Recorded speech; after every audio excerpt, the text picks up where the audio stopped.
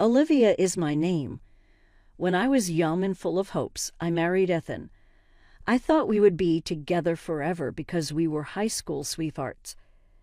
As a wedding present, my father, a prosperous businessman who ran a furniture manufacturing, gave us a stunning home. George, our kid, was born years after we were married. I committed myself to becoming the ideal mother and wife over time. I prepared delectable meals, kept our house tidy, and saw to it that George had all he required. Ethan was a sales manager in the interim, but his career wasn't progressing as he had intended. He arrived home one evening feeling irate and frustrated. "I can't do this anymore, Olivia," he screamed, hitting the kitchen table with his fist. I was startled by the loud noise. "I'm working so hard, but it feels like I'm getting nowhere." I tried to stay calm. "What do you want me to do about it?" I asked. His face brightened suddenly. "Your dad. He could give me a job at his factory, something senior. Can't you talk to him for me?" I hesitated.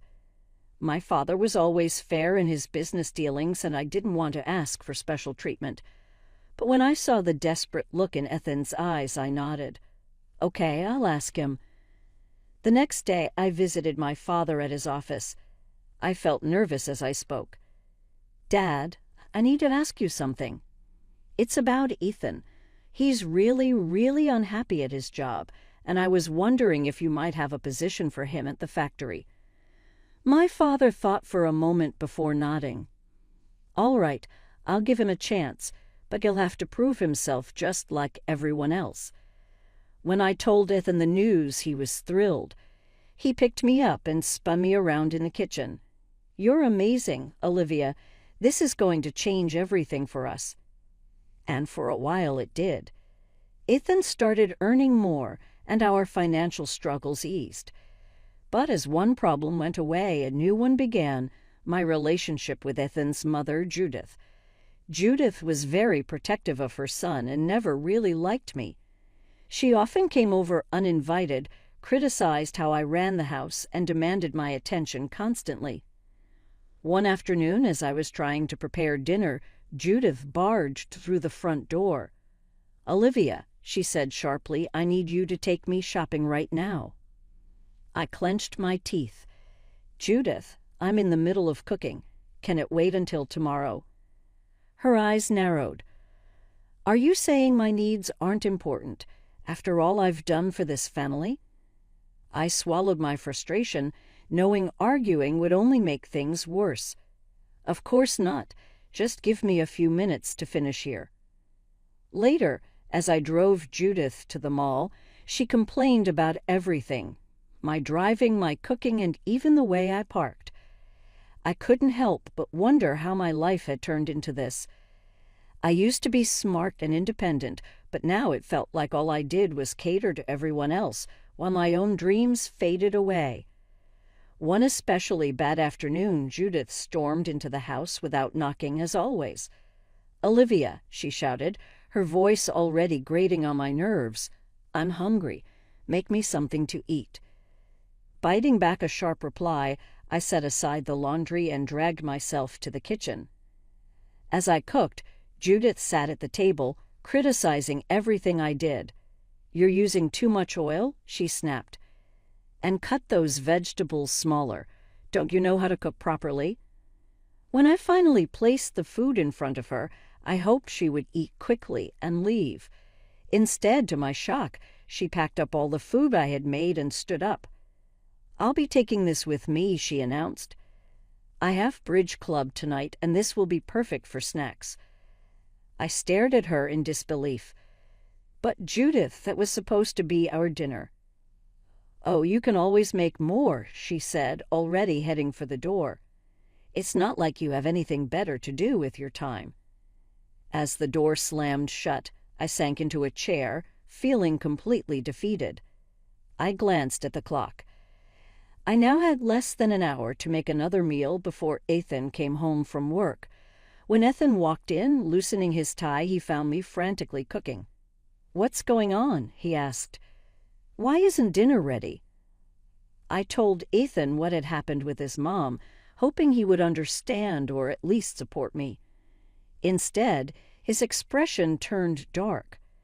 "Mom was here and you didn't make her feel welcome," he demanded. "Olivia, you know how important family is to me. You should have been more accommodating." "Accommodating?" I repeated, shocked. "Ethan, she took our dinner and treats me like a servant in my own house." Ethan shook his head, clearly annoyed. "You're exaggerating. Mom just wants to feel loved and appreciated." "Is that really too much to ask?" We ate the quickly thrown-together meal in silence. Sitting across from Ethan, who once was my best friend and high school sweetheart, I felt like I was looking at a stranger. The growing distance between us was impossible to ignore. One evening, Ethan came home from work in a terrible mood. His face was red with anger as he slammed the door shut. "Olivia," he shouted, "your father is a tyrant. A bully. He humiliates people and uses them like pawns in his little games." I froze, shocked by his words. My father had always been kind and fair as far as I knew. "What happened?" I asked carefully. Ethan's eyes burned with fury. "I stood up for an employee today. Your father was treating him unfairly, and I couldn't just sit there and watch. Do you know what your precious daddy did? He fired me right there on the spot." My head spun. This didn't sound like my father at all. "There must be some misunderstanding," I said. "Let me talk to Dad and hear his side of the story." "No," Ethan yelled, making me flinch. "You will not speak to your father. You will not speak to your mother. As far as we're concerned, they don't exist anymore. Do you understand?" I trembled, too shocked and scared to argue. "Okay," I whispered. In the days that followed, Ethan found another job and started earning well again. But something between us had changed. The love and warmth I used to feel for him had been replaced by fear and resentment. As the years went by, our son George grew up. He often asked about his grandparents, but Ethan would shut down the conversation every time. "You have one grandmother," he would say firmly. "My mother. That's all you need to know." When George got ready to leave for college in another city, I felt a mix of pride and sadness. My baby was growing up, but I couldn't shake the feeling that I was losing the only ally I had in the house. Over the next few years, my life fell into a dull routine. Every day felt the same, and the dreams I once had seemed like a distant memory. I did everything Ethan asked and put up with Judith's constant criticism. Without George around, their treatment of me became even worse. One afternoon, while I was scrubbing the kitchen floor under Judith's watchful eye, the phone rang. I reached for it, but Judith snatched it away. "I'll answer it," she snapped. "You focus on cleaning that floor. I can still see spots." I clenched my teeth and went back to scrubbing, but I couldn't help overhearing her side of the conversation. "Yes, this is Olivia's residence," Judith said, her tone dripping with disdain. "Who? Her father? I'm sorry, but Olivia isn't available to speak with you." "Please don't call again." I froze and looked up. "Wait," I called out. But Judith had already hung up the phone. "That was your father," she said coldly. "I told him not to contact you again. You should be thanking me for protecting this family from those toxic people." Anger surged through me. "You had no right to do that," I said, my voice shaking. "He's my father. I should have been allowed to speak to him." Judith's eyes narrowed. "You ungrateful little—" Before she could finish, Ethan walked in. "What's going on here?" he demanded. Judith immediately put on a hurt expression. "Oh, Ethan," she said, her voice trembling. "Your wife is being so disrespectful to me after everything I do for this family." Ethan turned to me, his face dark with anger. "Is this true, Olivia? Are you disrespecting my mother?" I opened my mouth to explain, but the words wouldn't come. I realized with a sinking heart that it didn't matter what I said. Ethan would always take Judith's side. A year passed after that phone call from my father. My life continued in the same suffocating routine, with Ethan and Judith tightening their control over me. Then, on a cool autumn morning, everything changed. The phone rang while I was making breakfast. Ethan was in the shower and Judith hadn't arrived for her daily inspection of my housekeeping. For once, I was able to answer the call without anyone interfering. "Hello," I said hesitantly. "Olivia, is that you?" The voice on the other end was familiar but distant. It was my father. "Olivia, it's your mother. She's very ill. The doctors don't think she has much time left. She needs you. We both do." I felt a wave of emotions, sadness, guilt, and longing. Just then, I heard the bathroom door open. Ethan would be downstairs any minute. "I'll try, Dad," I whispered. "I promise I'll try." Then I quickly hung up the phone. When Ethan came into the kitchen, I was trying to stay calm. "Who was that on the phone?" he asked, his voice suspicious. I took a deep breath. "It was my father," I said quietly.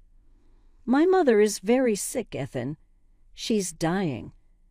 I need to go see her." Ethan's face hardened. "Absolutely not. We've been through this, Olivia. Your parents don't exist for us anymore." Something inside me broke. For the first time in years, I stood up to Ethan. "I'm going," I said firmly. "With or without your permission. She's my mother, and I won't let her die without saying goodbye." Ethan's jaw tightened, his anger barely contained. "Fine. One day. That's all you get. Then you come back home where you belong." I nodded, too afraid to say more. One day was better than nothing.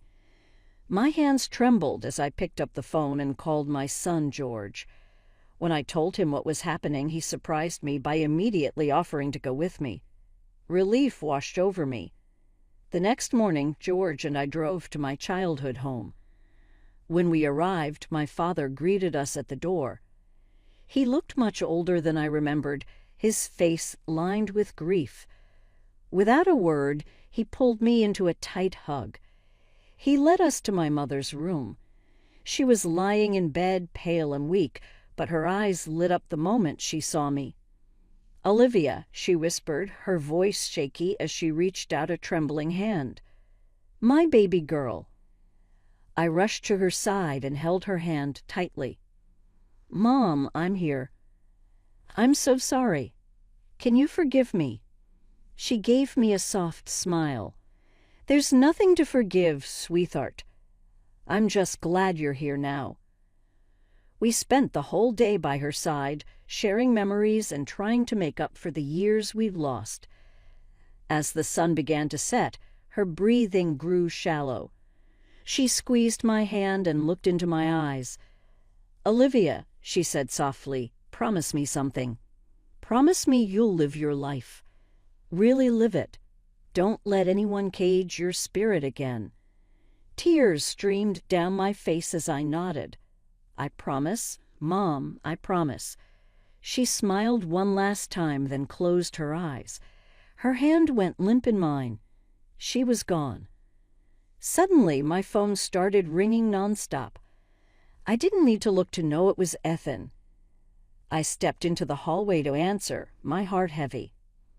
"Where the hell are you, Olivia?" Ethan's angry voice barked through the phone. "You were supposed to be back hours ago." "Ethan," I began, struggling to keep my voice steady. "I can't leave yet. My mom just passed away. I need to stay for the funeral." "Absolutely not," he roared. "I told you one day, and that's all you get. If you're not back by tomorrow, don't bother coming back at all." His words were both a threat and a promise. For a moment, I felt the urge to give in, to rush back to the life I knew. But then I thought of my mother's final words, urging me to truly live my life. "Fine," I said, my voice steadier than I expected. "I'm staying." Before he could respond, I ended the call. My heart pounded. For the first time in our marriage, I had defied Ethan. It was both terrifying and freeing. The next few days passed in a blur as we grieved and prepared for my mother's funeral. On the day of the funeral, we stood quietly around my mother's grave. My phone started ringing again. Ethan's name lit up on the screen. Without thinking, I hit the speaker button, planning to silence it quickly. Ethan's loud, angry voice echoed for everyone to hear. "Olivia, this is your last chance. If you don't come home right now, I swear I'll come and drag you back myself. You ungrateful piece of trash, after everything I've done for you." Embarrassed and furious, I quickly ended the call. My face burned with shame, and I could feel the stunned eyes of everyone around me. George looked furious, his jaw clenched tightly. My father's expression was filled with concern. After the service ended, my father gently pulled me aside. "Olivia," he said softly, "we need to talk." We walked to a quiet corner of the cemetery. My father took a deep breath, his face serious. "Sweetheart, there's something I should have told you years ago." Something about Ethan. I stood frozen as my father revealed the truth about why Ethan had really left the company. It wasn't because he had stood up for an employee. My father had caught him stealing money, taking funds from the company and its clients by manipulating prices and pocketing the extra cash. "I fired him to protect the business and our clients," my father explained, his voice heavy. "I didn't tell you at the time because I thought you loved him. I didn't want to come between you, but now hearing how he treats you and seeing the life you're living, I can't stay silent anymore." It felt like the ground beneath me had disappeared. For years I had believed Ethan's lies.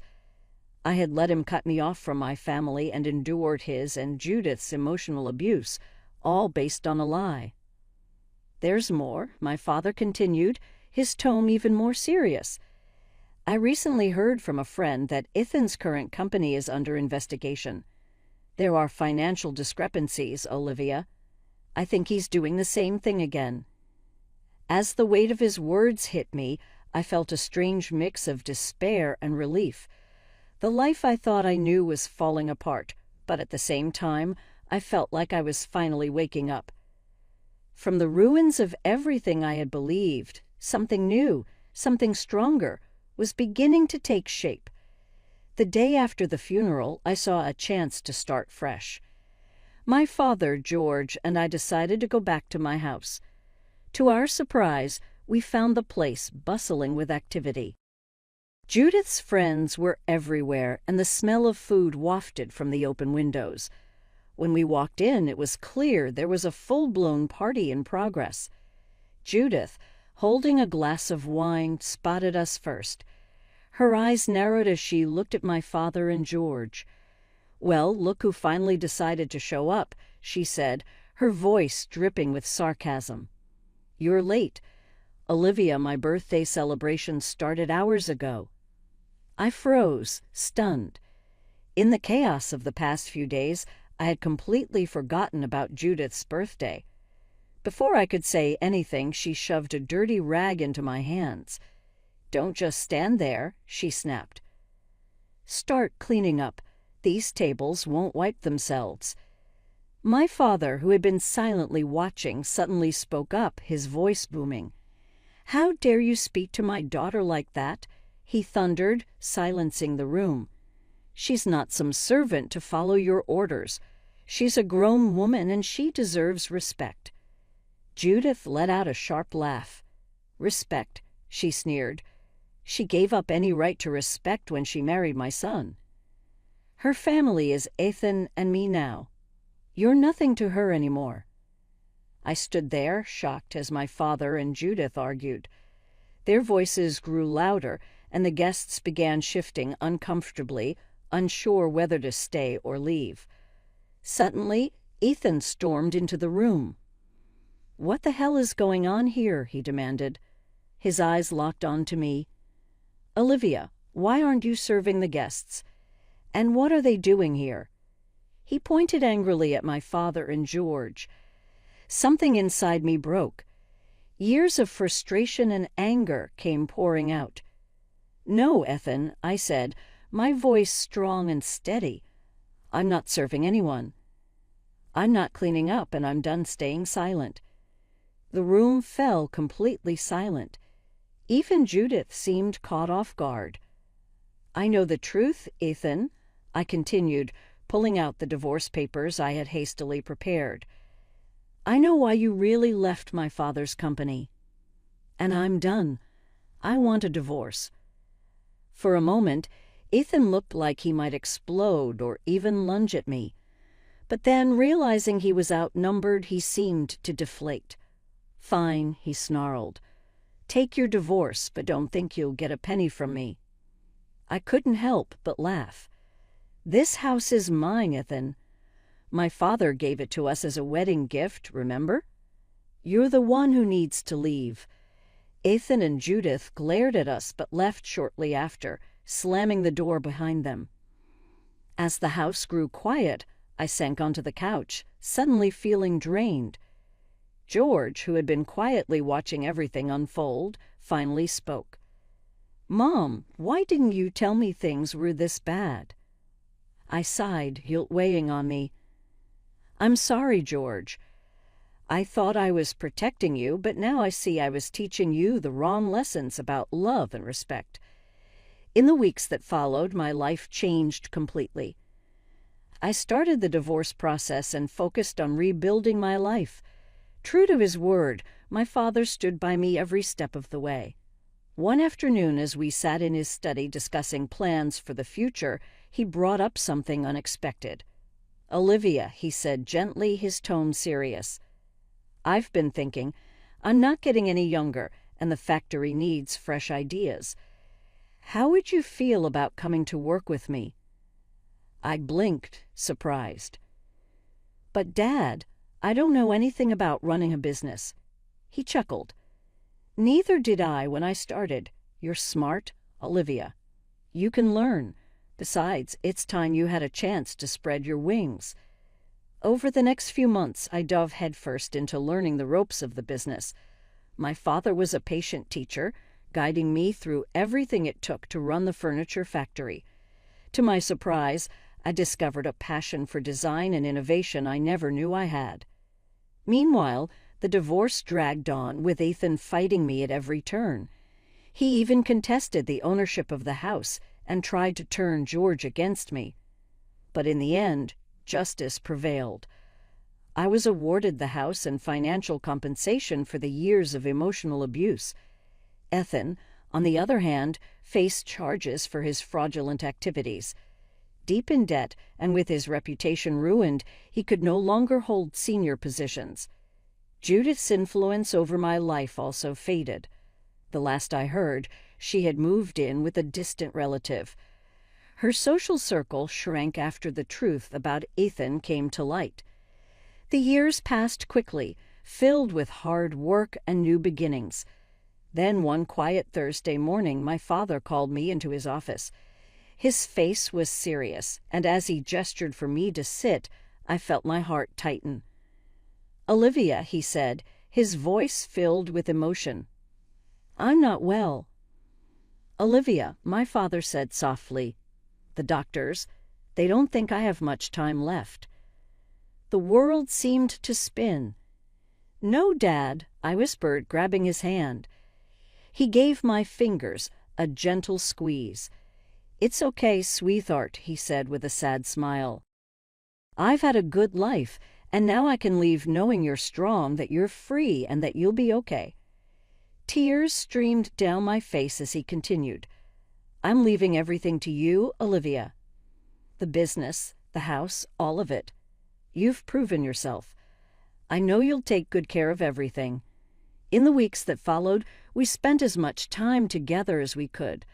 My father's health worsened quickly, but his spirit stayed strong. He passed away peacefully in his sleep, leaving behind a legacy that was now my responsibility to carry forward. News of his passing and my inheritance spread quickly through our small town. I was still adjusting to my new reality when one crisp autumn afternoon the doorbell rang. When I opened the door, I froze. Standing there was Ethan, holding a bouquet of flowers and wearing an apologetic expression. "Olivia," he said, his voice softer than I'd heard it in years. "I'm so sorry about your father. May I come in?" Reluctantly, I stepped aside and let him in. We stood in the foyer, an awkward silence hanging between us. Finally, Ethan spoke. "I've been thinking a lot, Olivia, about us, about our life together. I know I made mistakes, terrible mistakes, but I've changed. My mother passed away last month. She was the one who always came between us. Now there's nothing stopping us from being happy together again." I opened my mouth to respond, but before I could say anything, I heard the sound of a car pulling into the driveway. Moments later, the front door opened and a tall, distinguished-looking man walked in. "Olivia, darling, I'm home," he called out. Then he stopped, his gaze falling on Ethan. Ethan looked between us, confusion and anger spreading across his face. "Who the hell is this?" he demanded. The man stepped forward, extending his hand to Ethan. "I'm Richard, Olivia's husband. And you are?" Ethan ignored the outstretched hand, his face twisting with rage. "Husband? What the hell? Olivia, you got remarried? You traitor." Richard's expression hardened. He stepped between Ethan and me, his voice calm but firm. "I suggest you leave now and never talk to my wife like that again." Ethan lunged forward, but Richard was faster. He grabbed Ethan's arm and firmly escorted him to the door. "This is your only warning," Richard said steadily. "Stay away from Olivia. If you ever come near her or disrespect her again, you'll regret it." With that, Richard shut the door as the sound of screeching tires faded into the distance. He turned to me, his expression soft with concern. "Are you okay, love?" I nodded and stepped into his arms. "I'm fine. I'm just glad you're home." I looked up at him, a small smile on my lips. "And I'm glad you waited for me all these years." Richard chuckled, pressing a gentle kiss to my forehead. "I've loved you since high school, Olivia. I would have waited forever if I had to." As we stood there in each other's arms, I couldn't help but reflect on how life had come full circle. Richard and I had been high school sweethearts before Ethan entered my life. After my divorce, Richard and I reconnected, and the feelings we once had grew into something even stronger. 7 months ago, we married in a quiet ceremony, starting a new and hopeful chapter together. Just then, my phone buzzed with a text message. It was from George. "Mom, great news. Teresa is pregnant. You're going to be a grandmother." Life found a calm and contented pace in the months that followed. To be near family, George and his wife, Teresa, returned to our city. They even joined us at the factory as they were ready for the birth of their child, contributing new ideas and energy to the company. It was like a fresh start, full of family, love, and the contentment I had long sought.